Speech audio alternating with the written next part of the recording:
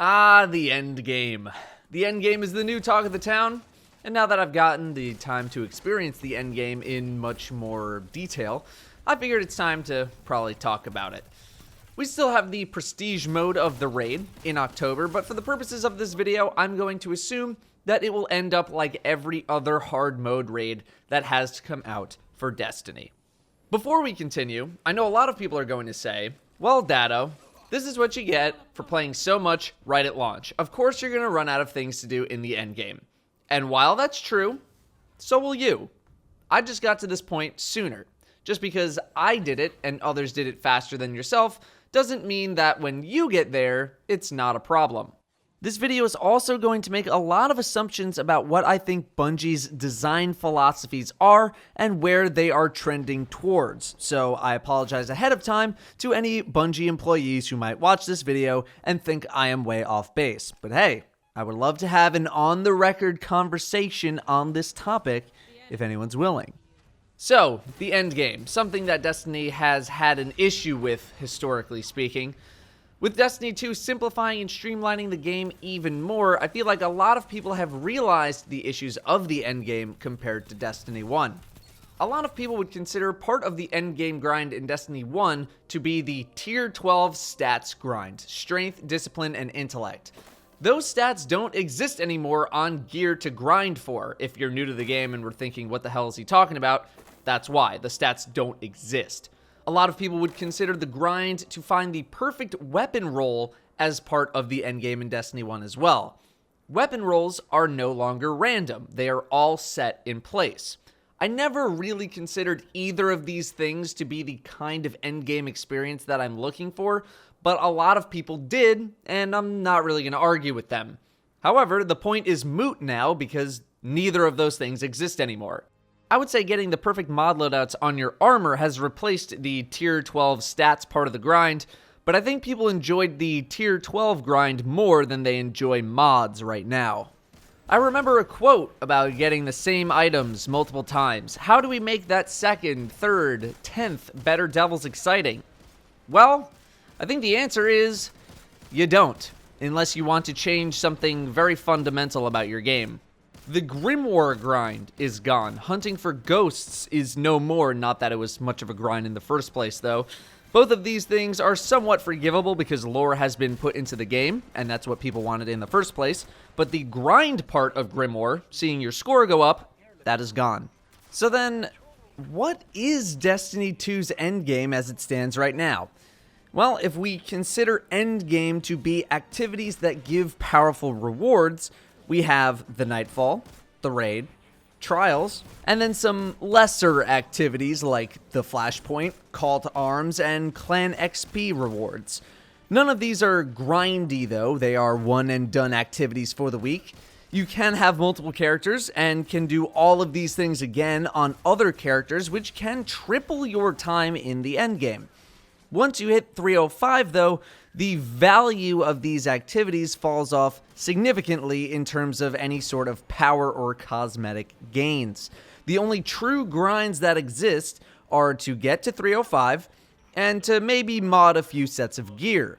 No more god roll weapons to chase, no more stat min-maxing, no Grimoire score, no PvP ranks, no PvE leaderboards, no strike scoring, not that it had much value anyway. The record book is gone so we can't track stats anymore. The heroic strike playlist is gone. Destiny 2 has doubled down on the first-person shooter side of the game and has been slowly almost eliminating the RPG aspects of it. This is part of why you might feel like the grind isn't there anymore. Also, let's not confuse the grind with things to do in the game. Things to do in Destiny 2 are things like the story, lost sectors for the first time, adventures, exotic quests.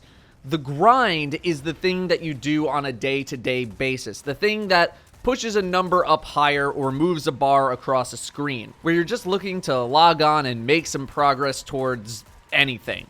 It is something that has been lacking for most of Destiny's lifespan, and I don't think that will ever change because of Bungie's philosophy on how they want to make their game.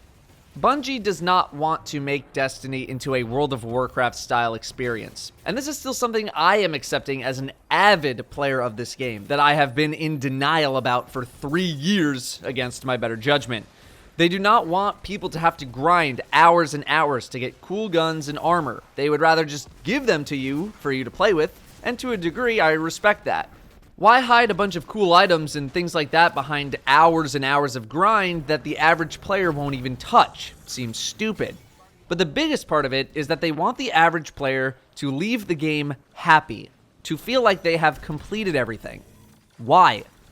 Because then they will come back. Players like myself, probably most of you watching, Bungie already has us. They know that we are coming back no matter what, because we are desperate to play the game for a meaningful reason. The player who does not watch YouTube, Twitch, reads Reddit, Twitter, those are the people that Bungie are trying to ensure have a good time, because that is the largest audience. Why do you think the game had such sweeping improvements to the main campaign and sweeping changes to things that people thought were bullshit, like leveling up items? Because that is what most people end up playing and experiencing. 80% of people who have Destiny 2 on PlayStation in some capacity have hit level 20, which is basically finished the campaign. 40% of people who ever touched Destiny 2 on PlayStation have completed at least one regular Nightfall. That seems kind of high. 39% have collected 15 or more exotics. However, this is the real number right here. 2% prestige Nightfall completion rate. That's your hardcore audience right there. 2%. 7.3% have completed the raid. All of the changes you've seen. No more currencies, no more upgrades, no more subclass complexity, no more extensive exotic quests, save for maybe one which isn't even that complex, it's just long. They were done for that 80% number. The majority of people playing Destiny 2 will only see the campaign, some adventures, and maybe a Nightfall or two. The majority of people playing will only log into the game 1 or 2 times a week at most for a couple of hours. That is it. Bungie needs to keep those people the happiest, not the hardcore. That is your real reason as to why it doesn't feel like there's anything to grind for on a day-to-day basis once you approach the power cap.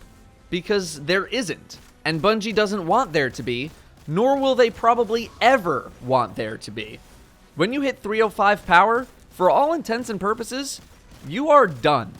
Another thing is probably the Eververse store. Man, wouldn't it be nice to get one of those cool looking ornaments for 50,000 kills with Sunshot or whatever your favorite exotic is. Or maybe an emote for 10 flawless trials runs. Or some shaders for doing unique things in the game.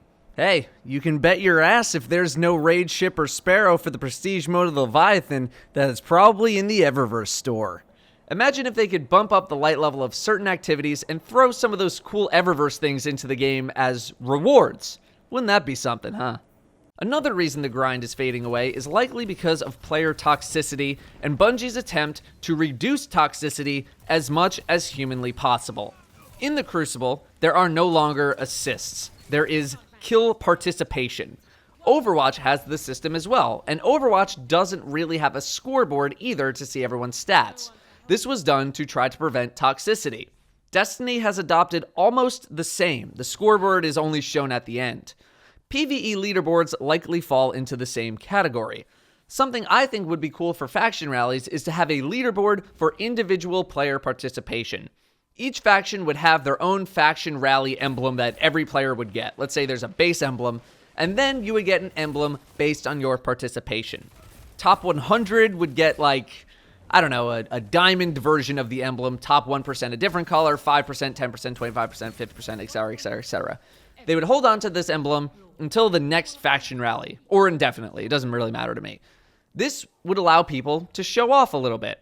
Unfortunately, it would likely also bring a bit of toxicity to the game compared to if it just didn't exist. Bungie is doing as much as possible to reduce player toxicity. And guess what? Elite rewards for elite players only promotes toxicity to those not as skilled or without as much time to grind. Look at any LFG site as an example. You can't have elitism if everyone is the same, for the most part. And I do honestly feel like if Bungie could get away without having a raid, we would not have raids in Destiny. The game lacks meaning in the end game. I've been saying this for a while.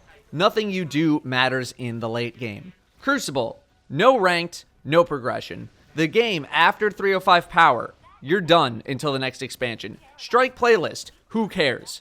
Bungie wants people to play the game to have fun.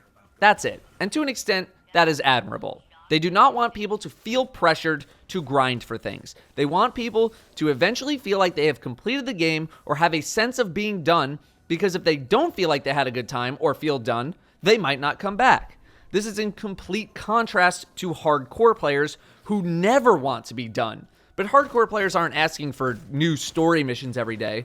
They're asking for more grindy material or more meaning for playing. But creating more meaning means you are creating more pressure for those people who might not want to play all the time to play. And guess what? That feeling that Bungie wants the average player to have, the sense of being done, it happened to me with Witcher 3. It boasts hundreds of hours of gameplay and questing and this and that. And about 10 hours in, I stopped playing. I got the gist of the combat and the gameplay and realized that there was no way I was ever going to complete everything that the game had to offer. So I just stopped.